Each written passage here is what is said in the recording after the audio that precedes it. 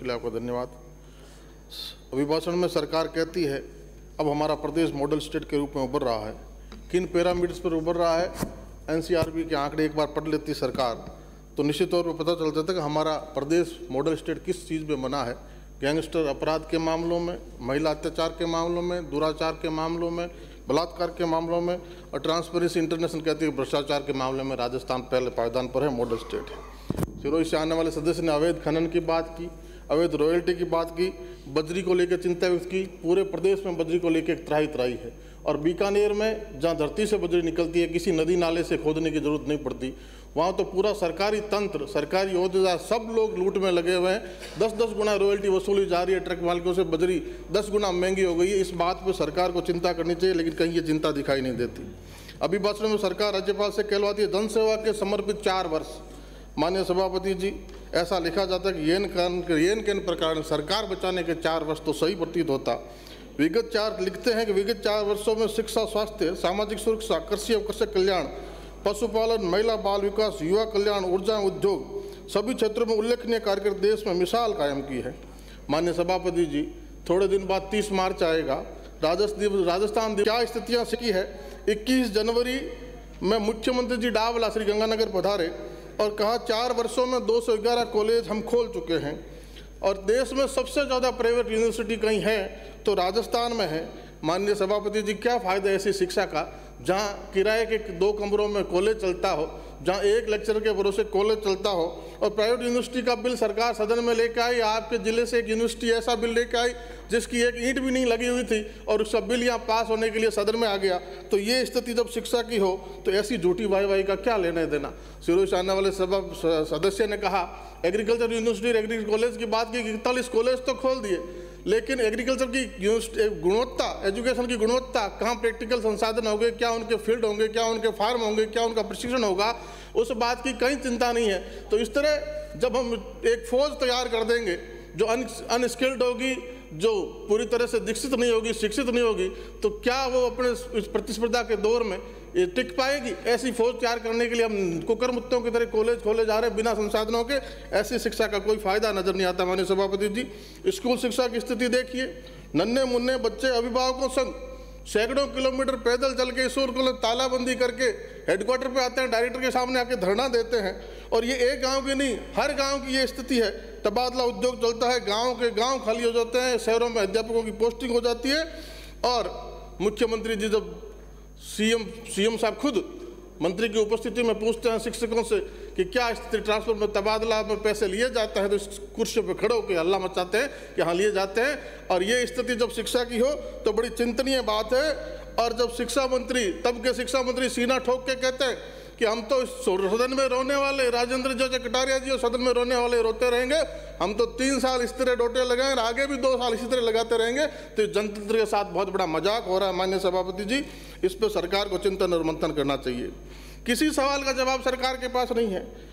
21 जनवरी की बात की, बिश्नोई मंदिर डावला में माननीय मुख्यमंत्री जी गए तो एक 70 साल की दादी ने उनका हाथ पकड़ के मुख्यमंत्री जी से आग्रह किया कि मुख्यमंत्री जी, आप कहते हैं बेटी बचाओ बेटी पढ़ाओ, हम बेटी को पढ़ाते हैं। अपना उदाहरण देती है कि 6 बीघा का काश्तकार, 6 बीघा का परिवार, 6 बीघा की जोत वाला परिवार अपनी पोतियों को पढ़ाता है, और दादा जब उनको परीक्षा देने ले जाता है, वापस घर लौटता है तो पता चलता है कि पेपर आउट हो गए। तो क्या बीतती है, कौन रोकेगा इसको। मुख्यमंत्री जी के पास कोई जवाब नहीं होता। और सदन में हमारे मंत्री जी कहते हैं कि जब इस पेपर लीक पे बात होती है हमारा स्थगन लगता है, तो मंत्री जी कहते हैं, बड़े गर्व से कहते हैं कि यहाँ नहीं हो रहा, उस प्रदेश में भी हो रहा है, उस प्रदेश में भी हो रहा है, फला प्रदेश में भी हो रहा है। माननीय सभापति जी, ये कोई जवाब नहीं हुआ। हम आपसे कहना चाहते हैं कि तू इधर उधर की ना बात कर, ये बता कि पेपर का काफिला कैसे लूटा।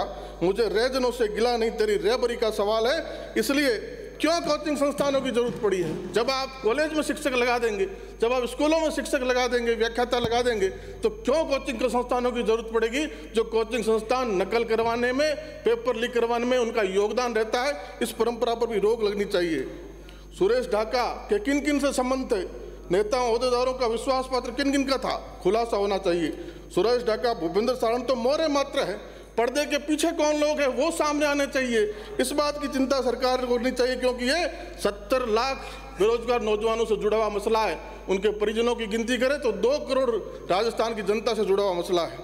कृषि कल्याण की बातें, बिजली ऊर्जा की बातें, बिजली मंत्री जी यहाँ बैठे हैं, बड़े गर्व से कहते हैं कि राजस्थान बिजली में आत्मनिर्भर हो गया है। 24,000 मेगावाट का उत्पादन होता है, कंजप्शन कितना होता है सभापति जी? 14,000 मेगावाट। 10,000 का फर्क पड़ा है। 2-3 हज़ार हम मान लें कि TND लॉसेज होता है, फिर भी क्या परिस्थितियां बनती है कि गांव में किसान को 8 घंटे बिजली की बात करने वाले 2 घंटे भी बिजली नहीं दे पाते। माननीय सभापति जी 2 मिनट हुए हैं, 2 मिनट में समाप्त करें। 2 घंटे भी बिजली नहीं दे पाते, मोटर जल जाती है हजारों काश्तकारों की। और सबसे महंगी बिजली राजस्थान में सरचार्ज के नाम पे 8 रुपए के लगभग यूनिट चार्ज बढ़ा दिया। 4 वर्षों में एक घरेलू कनेक्शन नहीं, जो पैसा घरेलू कनेक्शन ले केंद्र से मिला वो भी 8 महीने इंतजार करते करते काम नहीं करोगे, लैप्स हो गया। कौन चिंता करेगा इस बात की? और टंकी के नाम पे क्या हो रहा है अभी नेता प्रतिपक्ष ने आपको बताया। और 4 वर्षों में 220 के GSS बने हैं। मेरे नोखा में भी 500 का GSS बना है। हम मंत्री जी से उम्मीद करते हैं कि उसकी लगातार पैरवी करेंगे। GIB की वजह से जो अटका हुआ पास होगा और नोखा का ही काम होगा। अगर बिजली समय पे मिलती सभापति जी, किसानों की खेतों में सिंचाई हो जाती तो पाले की मार किसान पे नहीं पड़ती, उसका इतना असर नहीं होता। खेतों में पानी नहीं था, पाले की दोहरी मार पड़ी। और स्पेशल गिरदावरी के नाम पे सिर्फ लीपापोती हो रही है। और जो गिरदावरी आई है नोखा से बीकानेर से 33%, 35%। और दोबारा उसके बाद फिर से किसानों को नुकसान हुआ है। 15 जिलों में ओलावृष्टि से, 15 जिलों में पाले से। इस बात को भी देखना, दोबारा गिरदावरी जनप्रतिनिधियों के साथ हो। यूरिया खाद के नाम पे किस तरह लूट हुई। जब केंद्र ने आपने जो एलोकेशन मांगा उससे आपको ज्यादा दिया। 3-3 वर्षों के आंकड़े उठा के देख लीजिए, रबी के खरीफ के, फिर भी यूरिया के वितरण में कहाँ धांधली हुई कि किसान को लाइन में लगना पड़ा और पुलिस के डंडे खाने पड़े। चिकित्सा की स्थिति, मेरे नोखा में डिस्ट्रिक्ट हॉस्पिटल की घोषणा, CSC PSC, लेकिन अभी तक धरातल पे कहीं ईंट भी नहीं लगी, काम शुरू नहीं हुआ। संविदा कर्मियों की स्थिति, JJM की स्थिति सबसे धीमी रफ्तार। नोखा में काम चल रहा है, बहुत धीमी रफ्तार से चल रहा है। चिरंजीवी योजना जिसमें कई विसंगतियां हैं। लंपी के नाम पे, लंपी की जो बीमारी आई उसमें क्या स्थिति रही माननीय सभापति जी? बहुत संवेदनशील मंत्री आदरणीय कटारिया जी, लेकिन विभाग के सचिव ने, विभाग के डॉक्टरों ने एक गलत इंटरप्रिटेशन से वैक्सीनेशन का काम में महीनों लगा दिए। और उसमें आंकड़े आते हैं 76,000 गौवंश काल कवलित हुआ है, लेकिन बीकानेर अकेले जिले में 3 लाख गायों को नुकसान हुआ है। और ये गायें भी सभापति जी सामाजिक सरोकार से, लोग जो मेहनत करते हैं गाय के लिए। माननीय